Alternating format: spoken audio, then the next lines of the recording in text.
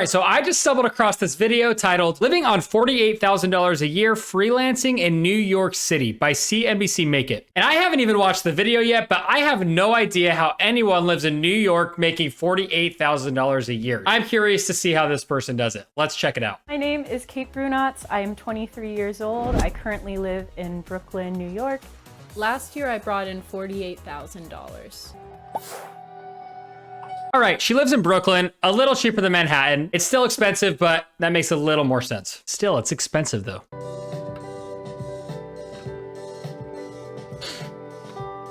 I would say first and foremost, I'm a music producer. So that means all the sounds that you hear behind the vocals, so like the pianos, the sound effects, all those things, I am building the beats there. Okay, not to be a Debbie Downer, I wonder if she's worried about AI at all. I personally think AI is probably still a while away from being able to replace music creation and content creation completely, but it's gotta be a concern. So hopefully she's staying ahead of the game and maybe finding a way to implement that into her business so that she can grow with it. I don't know, just a thought. One of the best things about freelancing for me is that you get to learn so many different skills and put yourself in so many different situations, and that makes me feel very engaged. Yesterday, I helped someone set up their podcast setup. Right now, I'm also teaching kids 1 day a week music production. I edit podcasts, I write for music production blogs. I also sometimes produce for indie artists. I do copywriting. I've done like general marketing videos, that sort of thing. So she's learning, she's building her brand, she's building her business. So she is earning in ways that aren't just income. So that makes sense to me. Yeah, maybe she's only making $48,000 right now, but she's building her own business. She's learning new skills so that maybe hopefully in a few years, she could double her income potentially. So I think that's a good way to look at it. That's really cool. I grew up in a very academic neighborhood in Northern Virginia.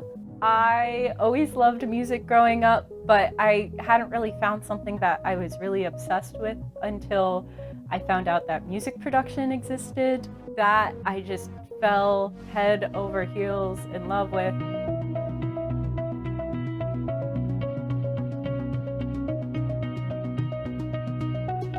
Yeah, that's really cool that she taught herself music production in high school. You don't see a lot of people that young who are so sure of themselves and what they want to do and confident. That's a really good skill. She mentioned she grew up in a very academic neighborhood. Her house sounds like it was probably pretty academic. So I know there's a lot of stress that can go into that with disappointing family and friends. And maybe she had support. I have no idea. I'm just speculating, but I really like that she knew what she wanted to do. She taught herself and she went and did it. I've always wanted to work as soon as I could just because I knew I wanted to build a safety net for myself. My parents and my brother always emphasized the importance of saving, and as soon as I was 15 and a half, which is like the earliest age you could work, I got a job at Wegmans. I really like the work ethic. I really like the mindset. She's doing great. I just want to know, how is she saving anything living on $48,000 a year or living in Brooklyn? She can't be saving much, but she's doing everything right. So I wouldn't be surprised if she has some savings stashed away. All right, she saved 10 grand before moving to New York. At a young age, that's a good amount of money. Again, it's not that much for New York, but good for her. She's making it work.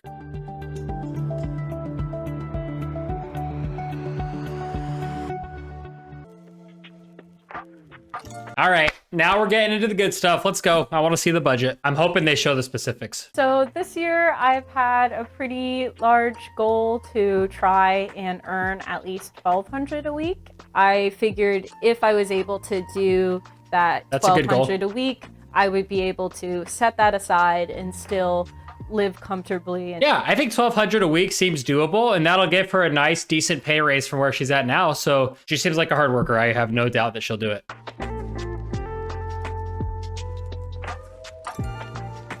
All right, so she lives with her partner, which probably makes living in New York City a little bit more reasonable since they can split bills and they have some economies of scale there. That's what we just talked about in my last video. So if you haven't done it already, make sure you check that out. I'll link it right here. We each make a transfer from our own personal accounts, and it's just for those shared expenses like rent, groceries, utilities, insurance for our dog, pet food. All right, Kate's spending in April 2023. Housing and utilities, $1,150. For New York City, that seems very reasonable, so no issues with that. Studio time, it's a business expense, so I'm not sure if That's something she can really get around. So I guess no issues. Food, $600, her portion shared with a partner. That seems a little high for me. I think that she could get that down to closer to $400. Let's check out the rest of her spending and we'll come back to this if I think it's an issue. In a Roth IRA, she's contributing $500. So 10% of her monthly spending and $500 a month, that's $6,000 a year. So she's right, really close to contributing 15% of her income towards retirement, which is good. And she's probably almost at least maxing out that Roth IRA. So I think 15% right now is probably good enough. But as she makes more income, I would definitely recommend contributing as much as possible towards retirement. So for right now, that's fine, but maybe consider upping that a little bit. Transportation, $250 seems reasonable. Although I think you can get a monthly subway pass for cheaper than that. So maybe something to look into. Phone, $74. It's a little on the high side. I know there's a lot of cheap like prepaid plans that are out there, but I don't know if that's something she wants to look into. Discretionary, $1,200. That's a lot. Shopping, travel, pet. That's too much for her income. I think she could cut that in half, especially if she's spending so much on food. Like she's living a pretty good lifestyle. I think she should cut down on the discretionary a little bit. Still live a great lifestyle, still do the things she wants, but put a little bit more towards savings, put a little bit more towards investments. But overall, pretty good. That discretionary category is just, that's what's killing me. That's too much. Most of the time, I pay for all of my expenses on my credit card so that I can get that cash back. I probably have around $10,000 in savings, but most of that is coming from my IRA,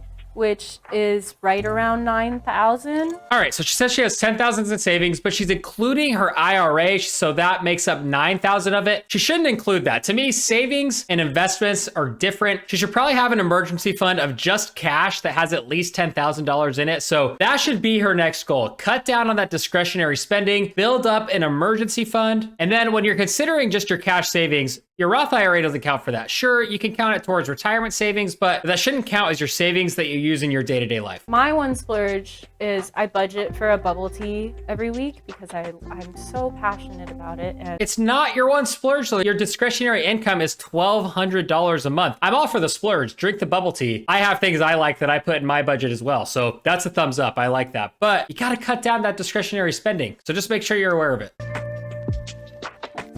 That's awesome. That's a double thumbs up. Keep it that way. Get that credit card paid off. Don't carry that high interest debt. You never want it. I hope she has dedicated accounts for her business as well. I'm sure she does, but I like that she has this separated out for specific goals. That's really cool.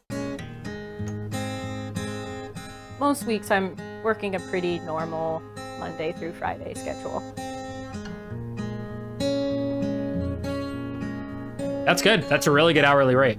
Most of my free time is taken up by my artist project, where I'm producing and singing and performing my own songs. She's got a lot going on. I do make a little bit of money from that, but for me, I think it's important to have that separation between art and what I do to survive and sustain myself. I mean, I get that, but if she's good at it, she should keep making money at it. And then she can ultimately do what she loves and make money from doing it. So I get it though. You want to keep it fun. You want to keep it lighthearted, but I think there's a balance there. She should definitely pursue making more money off of that if she can.